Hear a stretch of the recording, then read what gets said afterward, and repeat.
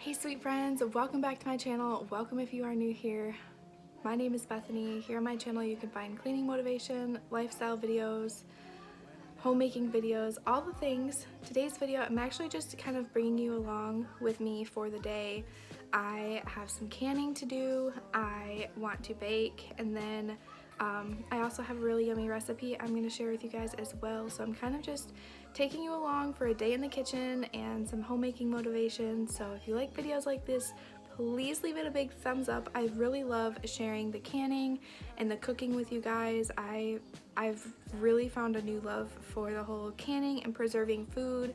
My parents used to do it when I was a kid, and so it's something that I really like to do now. But I just want to go ahead and share that with you guys in case any of you are interested in the same thing. But I'm going to be baking some of the, I can't think of, peanut butter blossoms. That's the name of the cookie. But I don't have any actually Hershey's Kisses, so I'm just going to put like little chocolate chips on the top of them. I'm going to be baking those today because my husband has been requesting them, and then I have a really yummy recipe and some canning. So let's go ahead and jump on into the video.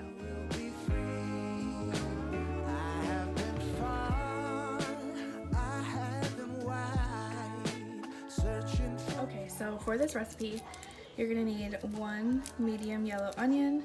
So I'm gonna be dicing that up.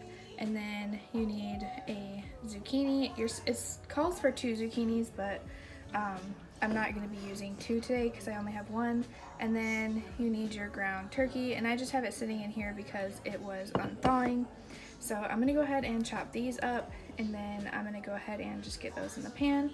You're also gonna need some green beans as well, but I have those and I'm gonna use frozen ones, and I'll show you the other ingredients here in just a moment. Together we're strong, together we're free. From the mountain top down to the deepest valley, hear a voice calling you. It's the rising sun shining in the darkest valley. Can't you see you will be free? Can't you see you will be free? Okay, and to your pan, you're gonna go ahead and add some olive oil. So I have my olive oil here. I'm just gonna go ahead and drizzle some of that in the pan. And I'm gonna start the burner on medium heat. Alright, once you have that heating up, you're gonna go ahead and add your diced onions. So I'm gonna go ahead and add those.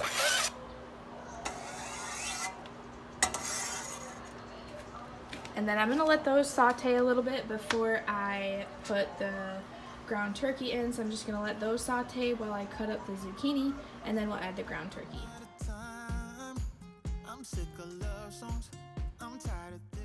And if you see me putting the scraps over here on the paper towel, that's because I keep my vegetable scraps.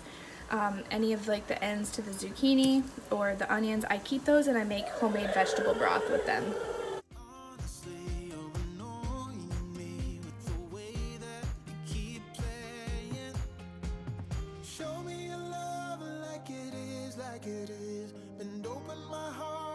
You're fearless. Steal all the gold you can get. Show me your love, leave me breathless, breathless.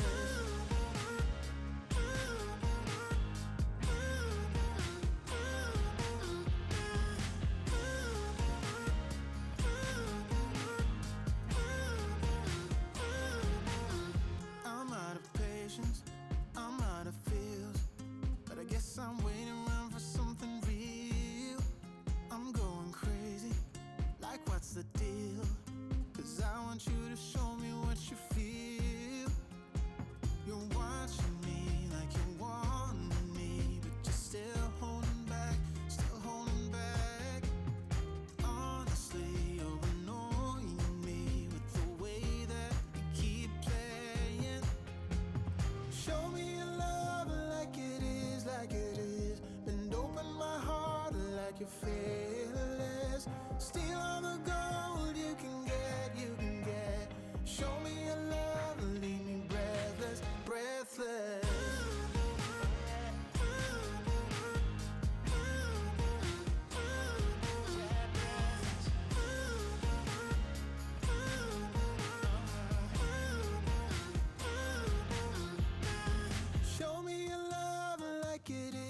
it is. Bend open my heart like you're fearless.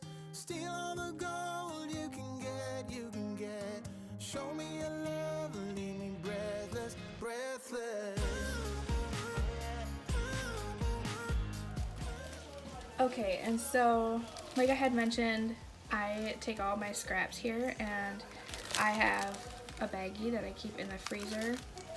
And so I just go ahead and put all of my scraps in the baggie, and I put it back in the freezer. That way when I am ready to make some vegetable stock, I can just pour this in my pot and I can boil it down, simmer it down, and you get a really lovely vegetable broth. And I will save any scraps, anything, potatoes, zucchini, onions, cucumber, or not cucumbers, broccoli, carrots, celery, all that kind of stuff I will save, and I'll put in baggies like this and then put them in the freezer. Okay, now once the ground turkey is mainly cooked, I'm going to go ahead and put my zucchini in there. So you're going to take your chopped up zucchini and just go ahead and put that in the pan.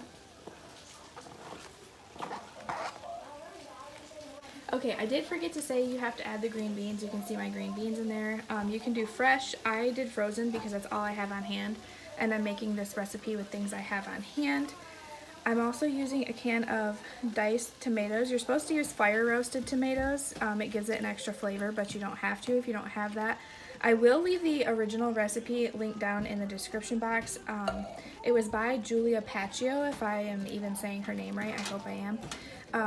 But she's the original creator of this recipe to my knowledge, so I will leave her link to the recipe down in the description box. But I just kind of alter mine to what I like, so you can do the same thing. It's your kitchen, your rules, whatever you like is what goes, but this is just what works for me. And sometimes I do follow the recipe to a T, but sometimes I'm making this based off of what I have on hand. So that's kind of what I'm doing today, is just using what I have on hand. And then in a mason jar, I just keep beef bouillon and chicken bouillon cubes in here. So I am going to go ahead and take one chicken bouillon cube, and I'm gonna put that in here because it does call for a cup of chicken broth. But again, I'm not using actual chicken broth. I'm just gonna make broth with a bouillon cube and then add some water to it. And I'm actually going to fill up this can about halfway with water and then just dump this in, so that way I am just kind of, you know, saving on dishes space. Okay, so I have my water in my can, and I'm just gonna go ahead and pour that over everything. You're gonna keep it on your medium heat right now, so I'm gonna give it all a good stir. And once I get that all stirred in, I'm just gonna go ahead and grab my lid, place my lid on top of it, and then I'm gonna let it cook for about 15 minutes. Once your 15 minutes is up, that's when you're gonna wanna go ahead and take the lid off. I stir mine one more time, and then you're gonna go ahead and grab your mozzarella cheese. You can use any cheese you like, but it's best with mozzarella. So I'm gonna go ahead and sprinkle some mozzarella cheese over that. It's about probably a half a cup maybe, just depending on your liking for cheese. I like a lot of cheese, so I'm gonna go ahead and put some cheese on mine. And then just let that sit and cook for a minute so it kind of melts down into it. And then this is what it looks like when you're done, so you can go ahead and serve it, and it's really great just the way it is. Up next, we are going to go ahead and make those peanut butter blossom cookies. So I went ahead and shared the recipe right there for you guys if you want to go back and pause it and screenshot it. But I'm going to go ahead and add my sugars to a bowl, get those in the mixer. And I do want to say that the recipe that I have written down, I am halving that recipe today because I just don't need that many cookies. It says it makes 48 1-inch ball cookies, but I feel like every time I've made it, it's made like 60 cookies, and I don't need that many. And today's batch even made more than 24, so I just don't need that many cookies for my household. And so I'm I'm just going to go ahead and half the recipe, but I'm going to go ahead and get the sugars and the butter mixing in the mixer. And then once that is combined and mixed well, that's when I'm going to go ahead and add the egg, the vanilla extract, and the peanut butter. Mix that again till it's well mixed, and then that's when you're going to add all your dry ingredients, and then mix it again until it forms, the actual dough. Then you can roll it into balls and put it on your cookie sheet, and they turn out so well. You're gonna see at the end, I didn't actually have chocolate chips for Hershey's Kisses for mine, so I used mini chocolate chips, and they turn out just as good. But I was just improvising with things that I had in the pantry for all of today's recipes. I'm just trying to use what I have instead of going out and buying new. When it works just the same, it just might not be as pretty. I don't know what I'd do without you. You make me smile. What is it that you do? While my mixer is going, I will go ahead and preheat the oven to 350. I like to do that right before I add in like the flour and the dry ingredients. You can see here the consistency it's going to be after you add your peanut butter and egg and vanilla extract. It's kind of thick but still very creamy, and then that's when you add your dry ingredients and let that mix in together, and then it'll create a really beautiful dough, and then you can go ahead and put that on your cookie sheet and then add it to the oven. Just wanna hold you, just wanna be with you till we grow old. Just tell me you'll stay or take me away. I want you for myself every single day. You set my world on fire. You set my world on fire. I just want you, I just need you. I don't know what it is you do.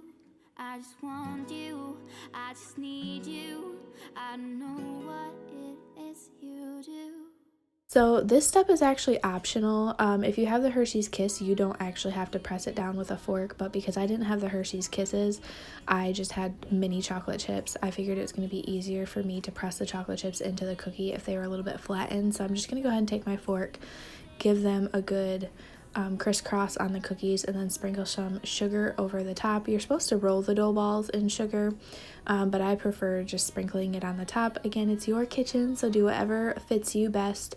But then those go in the oven for 10 minutes at 350, and they come out just absolutely perfect. You can see here how beautiful they are. I did some with the mini chocolate chips and then some without, because it makes an amazing peanut butter cookie, but if you want to add that chocolate to it, it's really amazing adding some chocolate to the top of that as well. So now we're going to go ahead and work on the canning portion of today's video. I found out that a local meat shop near me had ground beef for $1.99 a pound, and that was extremely cheap, the cheapest we have seen it around here in a long time. So I went there and picked up 10 pounds of ground beef and 3 packages of turkey bacon, and I only spent $25. So I know inflation is going up right now, but if you can find meat shops near you, or you can find a good deal at the grocery store, I know not everybody always has $25 to spend, but even if you have an extra $10 you could throw towards it, it'll get you a good amount of extra meat for your family, or just any ingredients that you find that are on sale. But once I got my ground beef all cooked up, this was about half of the 10 pounds that I got. This is about 4 or 5 pounds of meat. The rest of it I froze, but I wanted to can some of it, so I had some shelf stable stuff. But I'm just going to go ahead and, do as you see here. I'm going to go ahead and just put my funnel in each jar, fill up the jars with the beef mixture, and then once I get the beef in the jars, I am going to continue to add some of that fat to it, just to keep it flavored in the jar. I didn't add any seasonings to mine because I'm going to be adding it to things like chili, tacos, spaghetti, casseroles, and I wanted to be able to season it as I cook it. So I didn't add any seasonings, but once I get all the beef in the jars, I'm just going to top the jars off with some hot water. make sure my rims are clean, and then add my lids and rings to them, and then I will process these in my pressure canner for 75 minutes for pints, and then it would be 90 minutes for quarts. So I'm going to go ahead and do that. Of course, when you're doing meat or anything that is taking up space in the jar, you want to go ahead and stick a butter knife in there, or a debubbling tool if you have one, just to make sure you get all the air bubbles out. There's no air pockets in there, so that's what you see me doing here, is just kind of sticking a butter knife down there, getting all the extra bubbles out. And that way, you know, all the liquid and juice can seep down past all of the meat as well. And I do want to let you guys know, we actually did open one of these jars recently, and I made it in some homemade goulash, and it was absolutely fantastic. One thing I have noticed with canned meat is it is a lot more tender than when you just unfreeze it and cook it in the pan, or it's fresh and you cook it in the pan. It gets a lot more tender because you are technically cooking it twice. But it's not a bad texture. It was very delicious and was a great addition to our goulash. We all loved it. Nobody in my family even had a clue that it was the canned beef, until I said something.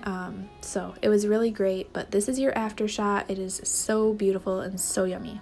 I just wanted to come on here and say thank you so much for hanging out with me today. I hope you enjoyed today's video. If you try any of the recipes, let me know down in the comments. I would love to hear what you thought about them. As always, if you're in need of prayer, let me know down in the comments. I'd love to say a prayer for you. I hope you all have a wonderful and blessed day, and I'll see you in the next one. Bye, y'all.